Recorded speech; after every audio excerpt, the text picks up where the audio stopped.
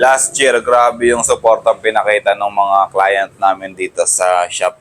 Pagdating dun sa wiring namin, and then dun sa mga minor and major maintenance dito sa kanilang mga motor. So ngayong umaga, papakita ko lang sa inyo yung paghahabol natin dito sa mga wiring natin. Nung last year kasi, October, November, December, talagang ubos talaga yung mga harness na ginagawa natin dito. Almost hindi na ako makahabol sa pag-prepare ng mga harness natin.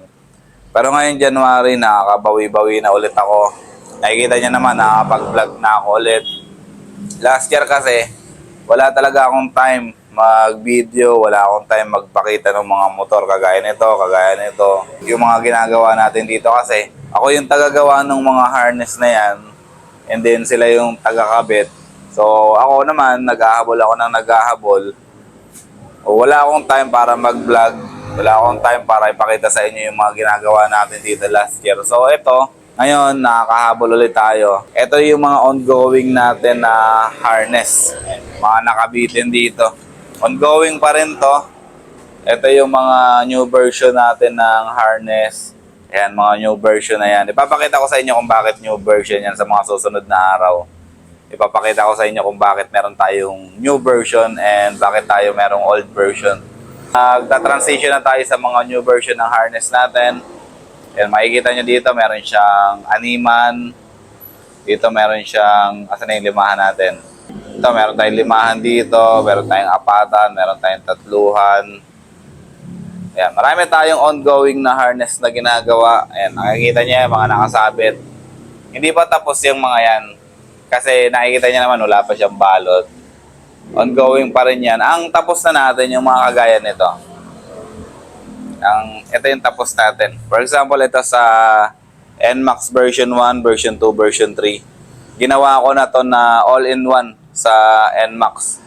Kasi ayoko na gumawa ng paisa-isa para sa version 1, isa sa version 2, isa sa version 3. So, ito, lahat ng version ng NMAX, pwede na yung harness natin.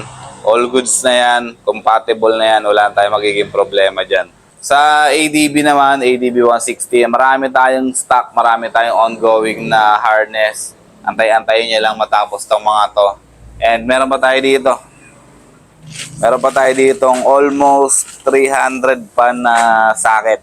Meron tayo dyang may wire. Ito yung sinasabi ko sa inyo. Ito yung old wiring natin. Ito yung mga old version natin. Inuubos lang natin to dahil nagta-transition na tayo dun sa new version.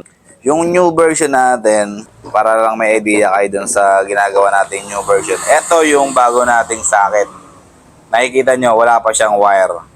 Ito yung old, ito yung may wire. Ibig sabihin nito, dito sa mga to, yung mga ends na yan, meron tayong mga dugtungan dyan.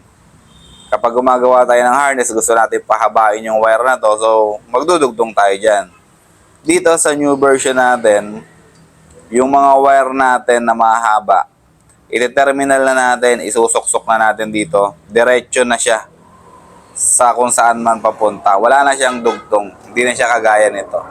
Ito kasi, ayan o, magte-terminal tayo dyan, ti-terminalin natin yan, tapos magdudugtong tayo kung gaano kahaba yung kailangan natin. Paghahanap ako ng mga old version pa dito para ipakita ko sa inyo sa mga susunod na araw yung sinasabi ko para mas maintindihan ninyo. Pero, ito yung example ng new version natin. Ito.